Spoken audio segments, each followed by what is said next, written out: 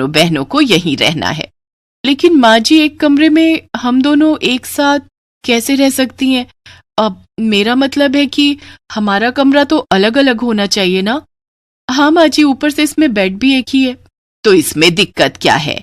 शादी से पहले भी तुम दोनों बहनें एक ही बेड पर सोती थी। लेकिन तुम दोनों चिंता मत करो, मैं अभी तुम दोनों की परेशानी दूर कर देती हूँ।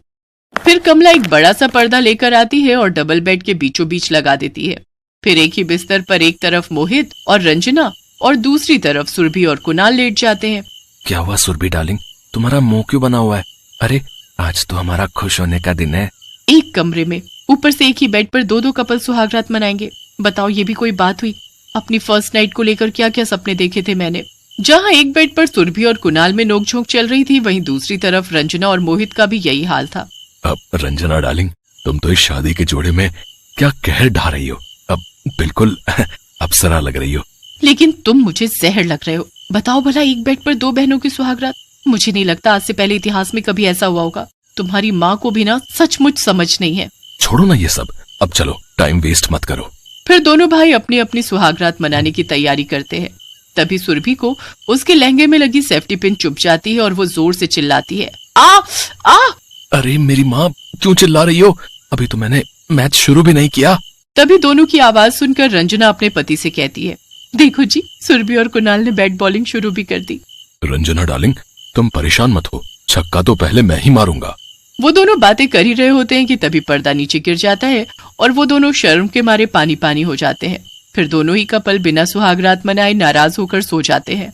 अगले दिन सुबह ठीक 6 बजे कमला आकर अपनी बहुओं को उठाकर कहती है, चलो उठ जाओ बहुओं, अब जल्दी से अपनी पहली रसोई में लग जाओ, फिर तुम्हारी मुंह दिखाई भी होनी बाकी है। दोनों बहनें अपनी पहली रसोई बनाती हैं। फिर मोहल्ले की औरतें उन्हें देखने आती हैं।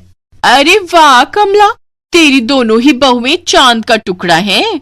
बहू रानियों, अब तुम दोनों जल्दी से हमें खुशखबरी सुना दो। सुहागरात तो मनी नहीं हमारी, खुशखबरी क्या खाक सुनाए। अरे पहले हम खुश होंगे तभी तो तुम लोग को खुशखबरी सुना पाएंगे। फिर सभी औरतें मुंह दिखाई करके चली जाती हैं। रात को वो सभी खाना खाकर फिर अपने कमरे में आ जाते हैं, जहां सुरभि कुणाल से कहती है, चलो ना कुणाल, आज कुछ तूफानी करते हैं। कुणाल उसके पास आता ही है कि तभी रंजना पर्दा हटाकर सुरभि से कहती है, सॉरी सुरभि, वो मुझे पानी की बोतल देना प्लीज, मुझे बहुत प्यास लगी है। लो, आप ही पानी पीकर अपनी प्यास बुझा लो, मेरी प्यास तो न जाने कब बुझेगी। उस रोज भी वो लोग सुहागरात मनाने की कोशिश करते हैं, लेकिन उनकी ये ख्वाहिश पूरी नहीं हो पाती।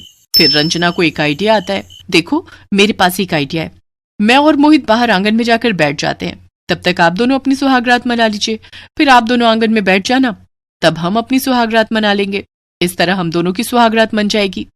वाह बहन, क्या आइडिया है। मुझे तो लगा था हमारी सुहागरात कभी मन ही नहीं पाएगी, लेकिन अब उम्मीद फिर से जाग गई है। लेकिन हमसे पहले आप सुहागरात मनाओ, आप बड़े हो और आपका इस बेड पर हक पहले बनता है। ठीक है मेरी प्यारी बहन। इसके बाद पहले रंजना और मोहित अपनी सुहागरात मनाते हैं, तब तक सुरभि और कुणाल बाहर आंगन में इंतजार करते हैं। फिर बाद में उसी बेड पर सुरभि और कुणाल अपनी सुहागरात मनाते हैं। इस तरह दोनों बहनों का एक बेड पर सुहागरात मनाने का सपना पूरा हो जाता है। फिर चारों खुशी खुशी उसी बेड पर सो जाते हैं।